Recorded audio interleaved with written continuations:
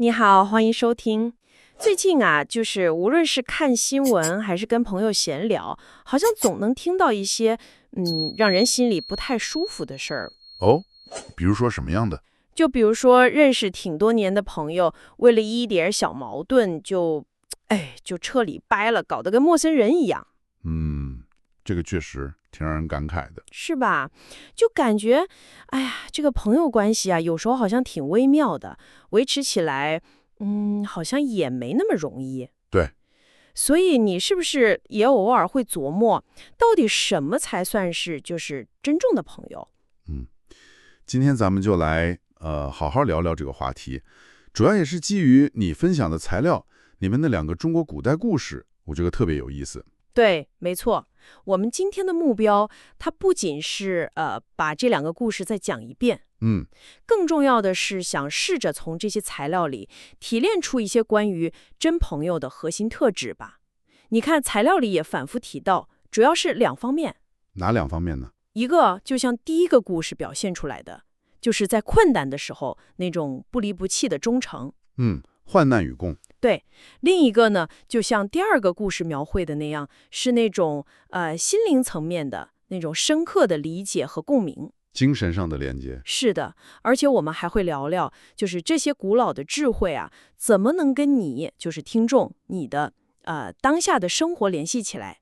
特别是比如说你正在学一门新语言，像中文，想要建立新的朋友关系的时候，可能会遇到的一些情况和感受。好，那咱们接着开始吧。按照材料里的这个思路啊，咱们不妨先从一个稍微有点反面的例子说起。行，从坏朋友的故事开始。对，有时候吧，就是看清楚不好是什么样，反而更能帮我们明白好有多珍贵。这个故事材料里讲的挺生动的，说是以前啊，有两个人，他们自己觉得是特别好的朋友，老一起出去玩儿。嗯，有一天呢，这两人就一起去了一个树长得特别密的森林里头去探险。听起来还挺不错的，像出去远足。开始是挺好的，两人有说有笑的，气氛也挺轻松。但是就在这个时候，一点预兆都没有，突然就冒出来一只个头特别大，看着就特凶的一头大黑熊。哇，这一下情况就变了啊！可不是吗？森林探险一下子就成了生存考验了。那他们怎么办？两人当时都吓坏了，就愣在那儿，动都不敢动。那熊也看见他们了，就开始一步一步地朝他们走过来。就在这特别危险的时候啊，其中有一个人反应特别快，而且他有个本事，特别会爬树。他就赶紧四处看了看，发现旁边正好有棵又高又壮的大树，于是真的是想都没想，拔腿就跑。跑了。对，蹭蹭蹭几下，自己一个人就爬到树上安全的地方去了。等等，他自己跑了，那他朋友呢？是啊，材料里写得很清楚，他根本就没管他那个同伴。另一个人呢，他不会爬树啊，眼看着朋友扔下他跑了，熊又越走越近，心里那个又急又怕又有点难过。这也太……但就在这儿快绝望的时候，他突然想起来，以前好像听人说过，熊啊一般不攻击已经死的了猎物。哇，绝境里想到的办法。对，他急中生智，马上就屏住呼吸，直挺挺地往地上一躺，装死。这脚能行吗？熊就走过来了，低下头，用鼻子在他脸上啊、身上啊仔细地闻了闻。也许是他装得太像了，或者就是运气好。反正啊，那熊好像真以为他已经死了，觉得没啥意思，就转身慢慢走了，回森林深处去了。真是吓死了，算是捡回一条命。那爬树上那哥们呢？熊走了，他总该下来了吧？看见熊彻底走远了，树上那人才慢悠悠地爬下来。他走到那个刚死里逃生的朋友旁边，一点抱歉的意思都没有，反而还嬉皮笑脸地问呢：“喂，刚才那熊他凑你耳朵边上，跟你嘀嘀咕咕说了什么秘密啊？”他还有脸这么问？这种时候不应该先问问人家有没有事吗？这就是这个故事的关键了。那个装死的朋友从地上爬起来，拍了拍身上的土，眼神挺平静地看着他，说了一句特别有分量的话。也正是这句话点醒了我们。他说什么了？他说：“熊告诉我，永远不要信任那些在危险的时候只顾自己逃命而抛弃朋友的人。”嚯，这句话真是太到位了。这个故事虽然简单，有点像个寓言，但是他说的这个道理真是又直接又深刻，就是咱们常说的患难见真情嘛。对，一个人在最危险的时候做的那个事儿，往往最能看出他到底是个什么样的人。确实是这样。所以这个故事，他给朋友这个词，算是定下了一个，非常基础，但是又特别特别重要的一个底线。底线，你说的对。就是在困难面前的那个忠诚，那个不离不弃，这差不多就是判断一段友情它到底真不真、实不实的一个试金石了。对，你用底线这个词特别准，它定义了友谊的最基本要求，或者说是必要条件吧。就是在危险时候的那种坚守和担当，这是信任的基础啊。要是缺了这一点，那平时关系再怎么好，再怎么热络，可能都很难说是真正的朋友。是这个道理。不过啊，这里其实也可以稍微想一想，就是那个爬树的朋友，他那么做，完全就是故意的背叛吗？还是说，只是在特别害怕的情况下，一种求生的本能反应？材料本身好像没细说他的动机，只是说了结果和那个熊的建议。你这个角度挺有意思的。确实，人在特别害怕的时候，可能会做出一些平时不会做的事，对吧？但这个故事的重点啊，我感觉好像更在那个被留下的人的感受上，还有就是这个经历带给他的那个教训。不管动机是啥，结果就是他被扔下了。这个是事实。这种被抛弃的感觉，挺难用一句求生本能就轻易概括过去的。所以，这个所谓的底线，可能强调的更多是行为和结果本身，而不只是动机吧。有道理，有道理。强调行为和结果的话，这个标准就更实际一些。他提醒我们，看朋友，关键还得看他在重要时刻怎么做。是，好吧。那我们理解了友谊的这个底线之后啊，再来看看材料里说的一个关于好朋友的故事。这个故事呢，描绘的是一种更高层次的友谊了。听完了刚才那个，说实话，心里有点凉飕飕的。哈哈，是有点。确实需要点温润的、美好的东西来平衡一下。这个故事的主人公叫俞伯牙，他是中国古代一个技艺特别高的音乐家，尤其擅长弹一种乐器叫古琴。哦，古琴大师？对，据说他的琴声啊特别好听，能把人带进去。那挺厉害的。那他有什么烦恼吗？这么好的音乐应该挺快乐的吧？快乐肯定是有的，但更多的是一种很深的孤独感。材料里提到，虽然有特别多人夸他的琴声好听，说他技术真好，但是俞伯牙自己心里头啊特别苦闷。为什么呢？因为没有人能真正听懂他的音乐，就是说没人能通过他弹的琴声感受到他真正想表达的那个意境，那种感情。这就是所谓的曲高和寡。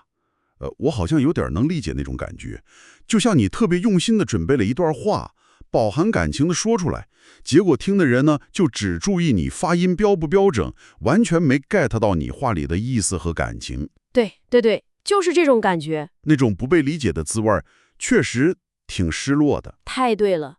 就比如说啊，当俞伯牙心里想的那种高高的雄伟的山，把这种感觉融进琴声里弹出来的时候，听的人可能就只会说这调子还行，根本不知道他是在画一座山。等他心里想着那种波涛汹涌的大河，用琴弦模仿那个水流的力量的时候，听的人可能也只是觉得这段弹得挺顺溜的，感受不到那种江河的气势。这种感觉一天又一天，就让俞伯牙觉得自己灵魂特别孤独。这种精神上的孤独，有时候比物质上的穷困更难受啊。那他后来找到懂他的人了吗？转机就出现在一个挺偶然的机会。有一天啊，俞伯牙坐船到了一个河边，心情不太好，就拿出古琴来弹。他就弹了一首描绘高山的曲子，把自己心里对那种崇高境界的向往啊，都放在里面了。弹完了，他自己还沉浸在里面呢。忽然就听到岸边有个人带着那种惊喜和赞叹的声音说：“太好听了，我好像从这琴声里听到了巍峨的高山。”哇，终于有人听懂了。对俞伯牙来说，简直是天籁之音啊，真的是。俞伯牙又吃惊又高兴，抬头一看，发现说话的是一个正在砍柴的樵夫，名字叫钟子期。一个砍柴的，对，俞伯牙简直不敢相信自己的耳朵，一个砍柴的怎么能这么准地听出他音乐里的意思呢？他就想试试，又弹了一首。这一次呢，他心里想的是那种壮阔的江河，水流奔腾的样子。那钟子期这次还能听出来吗？这感觉像是在做心灵感应测试。结果啊，钟子期又一次特别准确地抓住了。他听完，马上就特兴奋地说：“太厉害了！这琴声就像是那个大江大河在奔流，充满了力量。”真的假的？太神了！俞伯牙听到这话，激动得不行，琴都放下了，快步走到钟子期面前，紧紧抓住他的手。他知道自己终于找到了那个能真正听懂他音乐、理解他内心世界的人。材料里说啊，他们俩一见如故，聊了特别久，好像有说不完的话。这故事是真动人。俞伯牙弹琴，钟子期听琴，看着好像挺简单的互动，但是建立起来的那种连接是特别深的，精神上的。音乐成了他们俩沟通的桥梁了，跨越了什么身份啊、地位啊这些差别。对，你说的这个精神连接特别关键。这个故事也因为这个产生了一个在中国文化里，特别重要的一个词儿，也是材料反复强调的核心概念——知音。对，知就是知道、了解，音就是音乐，字面上看就是了解你音乐的人。但是呢，经过这个故事这么一传，它的意思早就超出了音乐本身了。是的，是这样。现在咱们说知音，一般指的就是那种能特别深刻地理解你的想法、感情、你的追求，甚至是那些你没说出来的心里话的人。没错，是那种在精神层面上能达到特别高度的契合和共鸣的那种朋友。正是如此。知音代表的这种友谊啊，它是超越了平时那种简单的陪伴，一起吃喝玩乐的，是够一个层次的。它意味着一种，挺稀少的一种深度的相互理解和精神上的支持。如果说第一个故事，那个熊的故事，定义了友谊的生存底线，冲绳。对。那么这个高声流水遇知音的故事呢，它就描绘了友谊的一种理想高度，就是共鸣。一个是基础，一个是升华。对，这两种特质啊，合在一起，可能就构成了理想友谊的两个很重要的方面了。这让我一下子就想到了，就是对听众你来说，特别是如果你正在学中文，努力想融入一个新的文化环境，想交中国朋友的时候，可能会遇到的困惑。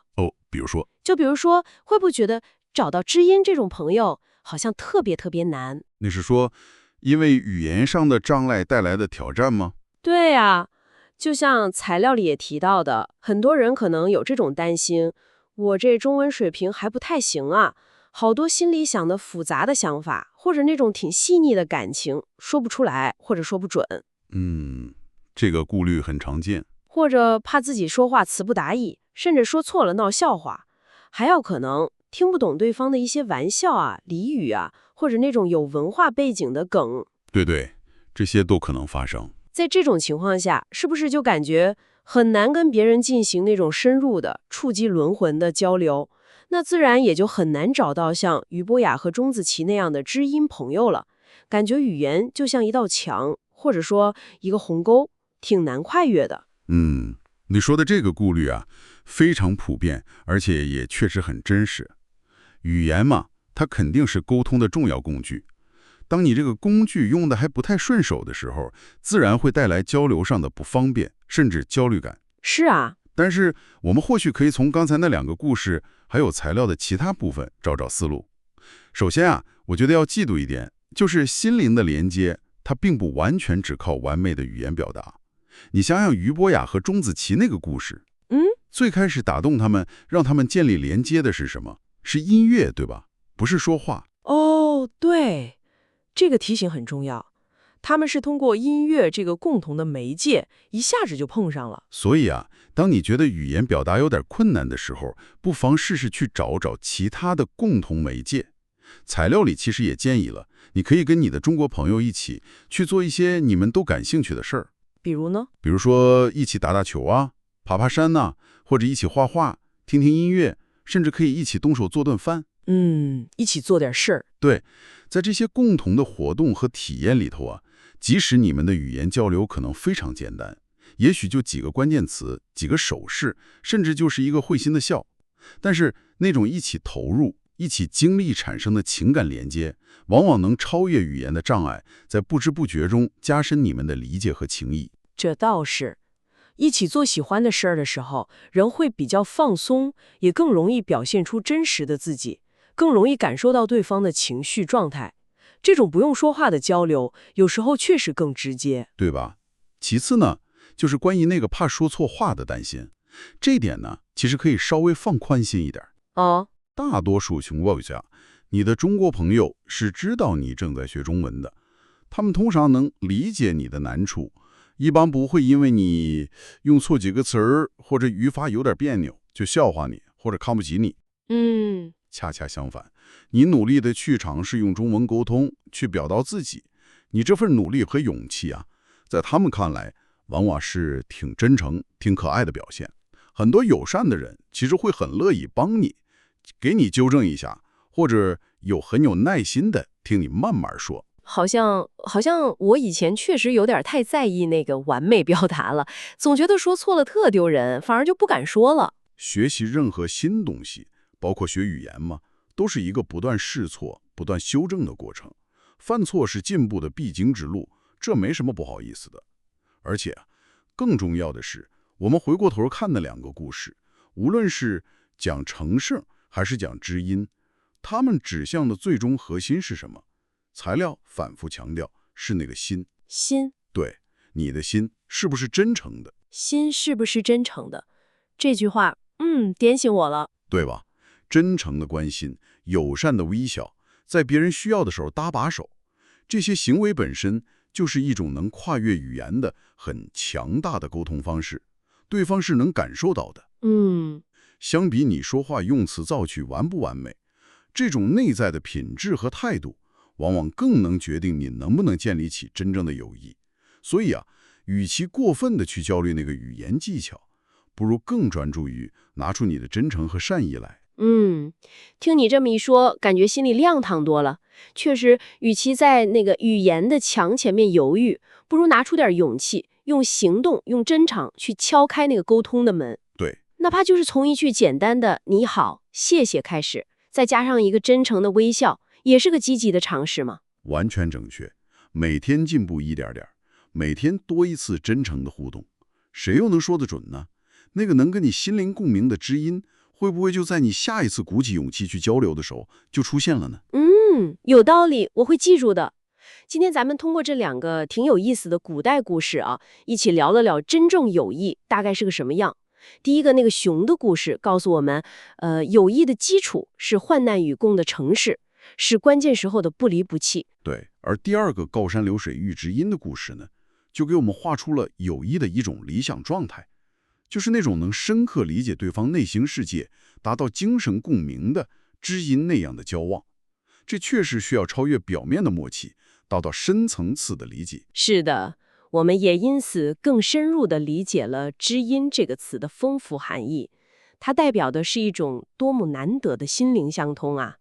同时呢，也顺便接触了故事里像朋友、害怕、爬树、弹琴、音乐、懂这些相关的词。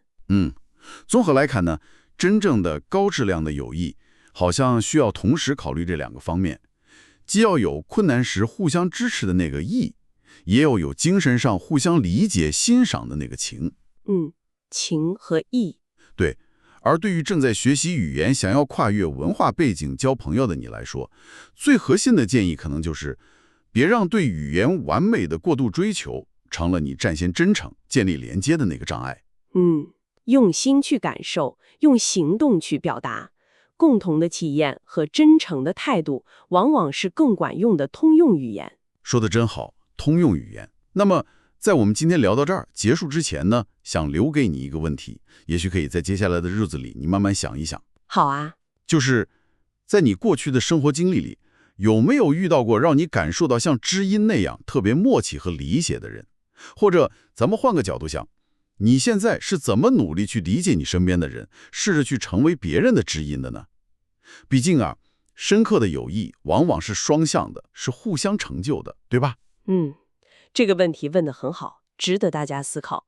也感谢你的收听，希望咱们今天的讨论能为你理解友谊，或者说建立真诚的人际关系，带来一些新的想法和启发吧。好的，那我们今天就先聊到这儿，期待下次再跟你一起深入探讨。再见。再见。